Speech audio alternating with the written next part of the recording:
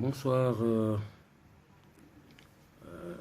crois qu'il est aujourd'hui opportun d'essayer de parler un peu de la musique sénégalaise. Parce que c'est ce qui nous fait vivre, c'est ce qui nous accompagne.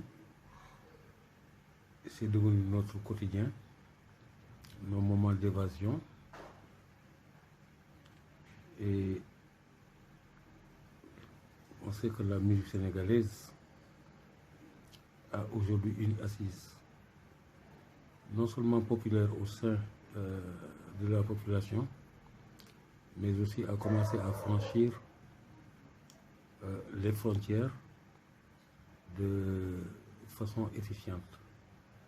Donc il est important un peu de s'asseoir et essayer de faire une esquisse de cette musique sénégalaise pour essayer de comprendre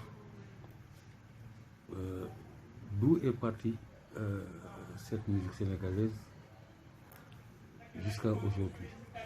C'est important.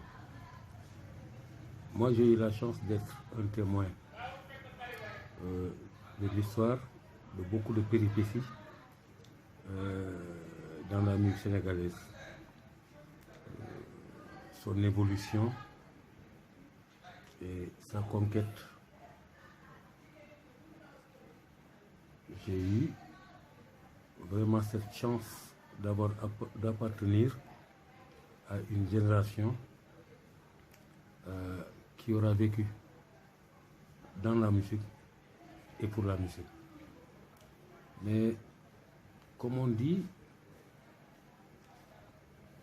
on va essayer de voir les pas de cette évolution jusqu'à aujourd'hui. Nous savons tous que la musique en Afrique et particulièrement au Sénégal était d'abord une affaire de caste, des griots.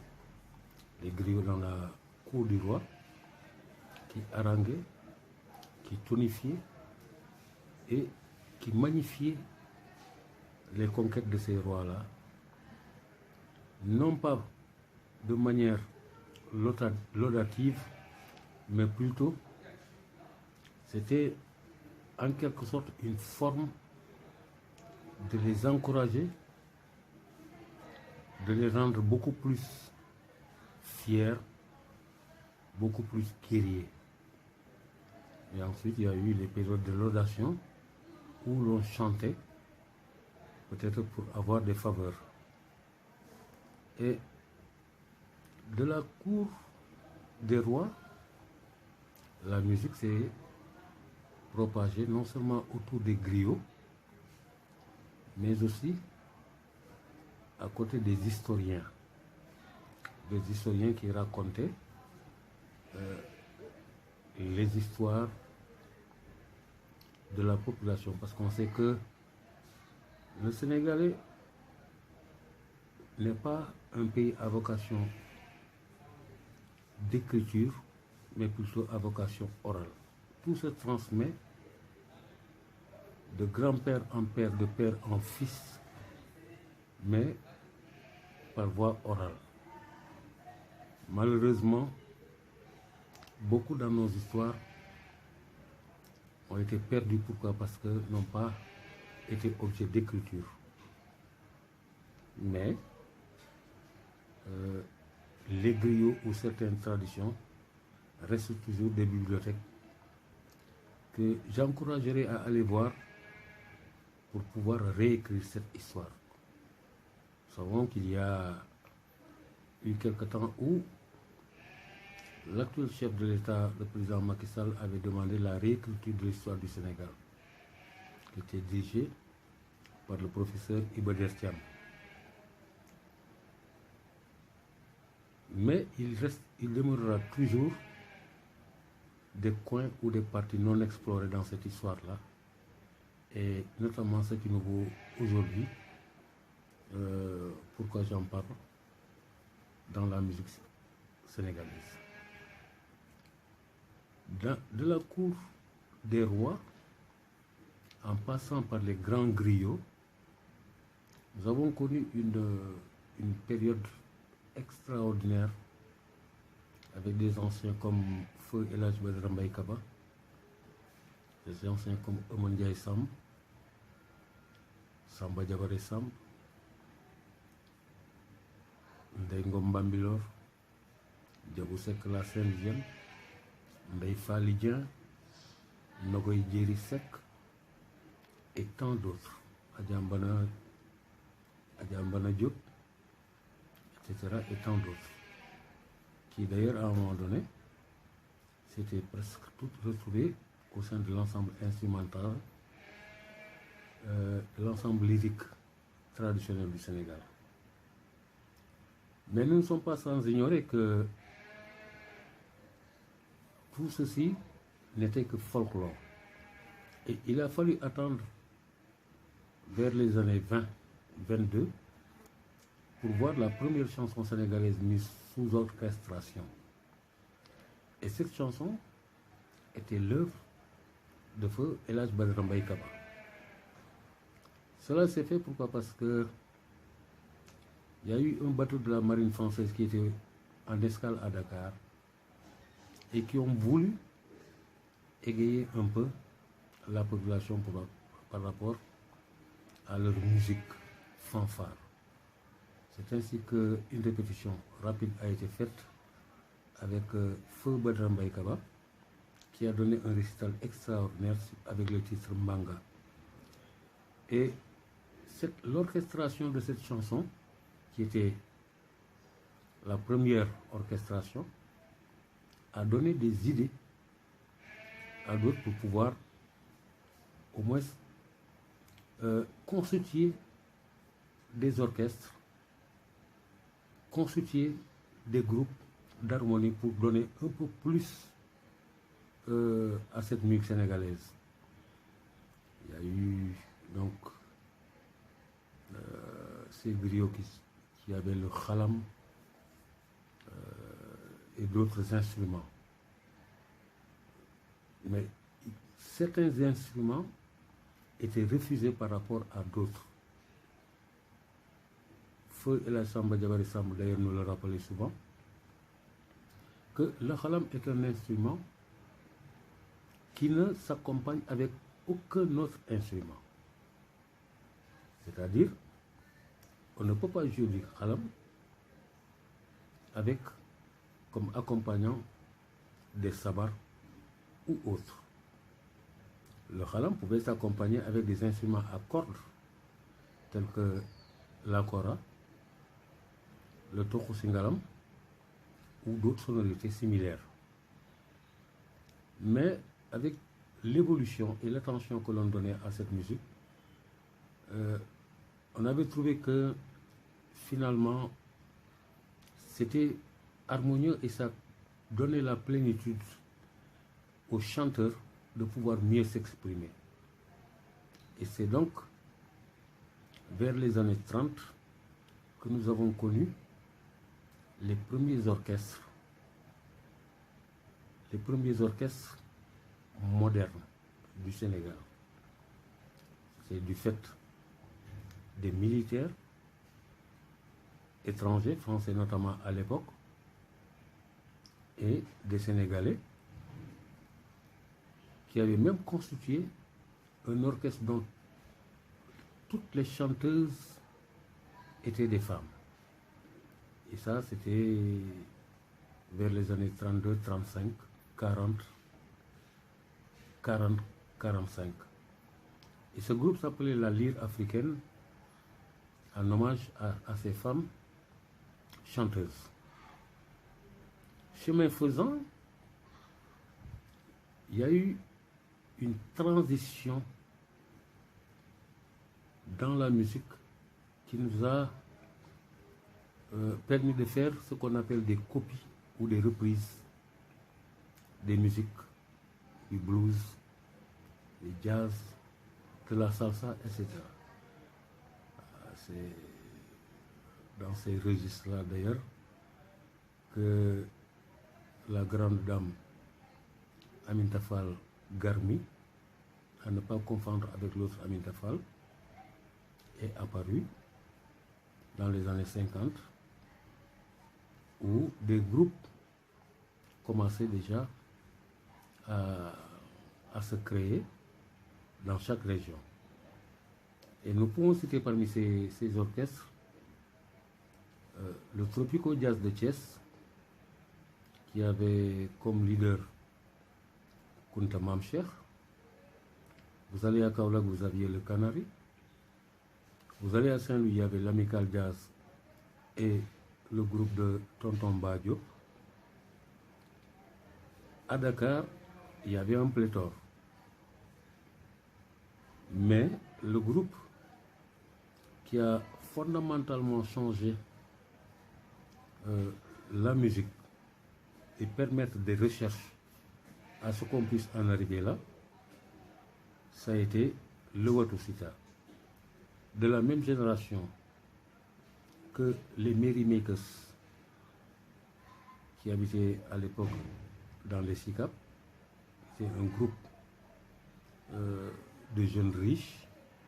Il y avait les Kings, les Tamandols, les Wing, etc., qui étaient des jeunes qui ont aussi contribué à l'assise de la musique. Et c'est dans les années 70 que sont arrivées maintenant la génération de ce qu'on pouvait appeler des chefs d'orchestre producteurs. Parmi eux, on ne peut ne pas citer Feu Ibra Kassé, mais aussi Madi Konaté. Il y a eu aussi d'autres groupes qui ont donné une certaine orientation à la musique. Avec Feu Ibra Kassé, au départ, c'était pratiquement des reprises. J'ai parlé tantôt de l'Amical Jazz de Saint-Louis, j'ai parlé aussi du Tropico Jazz de Thiès, mais le Tropico a été le premier orchestre qui a introduit la langue Wolof dans la chanson avec Kunta Mamcher. Et ces titres étaient très appréciés à l'époque et qui avaient donné goût à la population sénégalaise. Et on se rappelle des titres comme Dial Mbombe, Sénégal, et c'est ainsi que sont arrivés maintenant les Serigne Dagana, Papsek, Yakal Larbignolna, etc., etc. Donc, l'engouement et l'intérêt commençant, donc Feu Ibra Kassé avait fini d'installer le Star Band de Dakar. Le Star Band qui était un groupe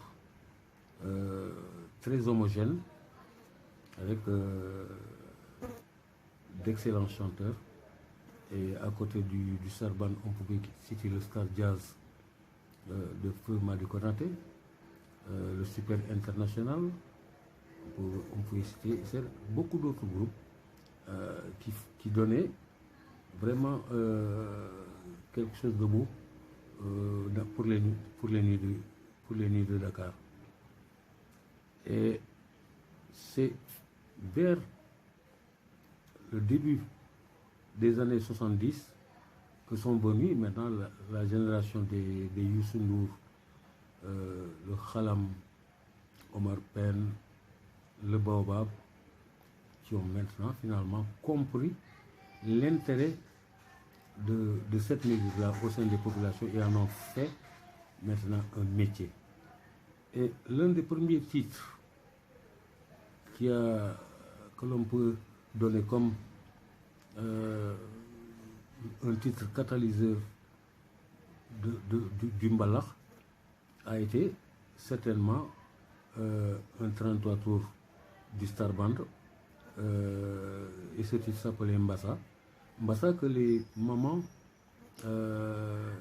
lors des cérémonies de baptême, etc., ont joué afin de leur de les motiver et ça a fait beaucoup danser.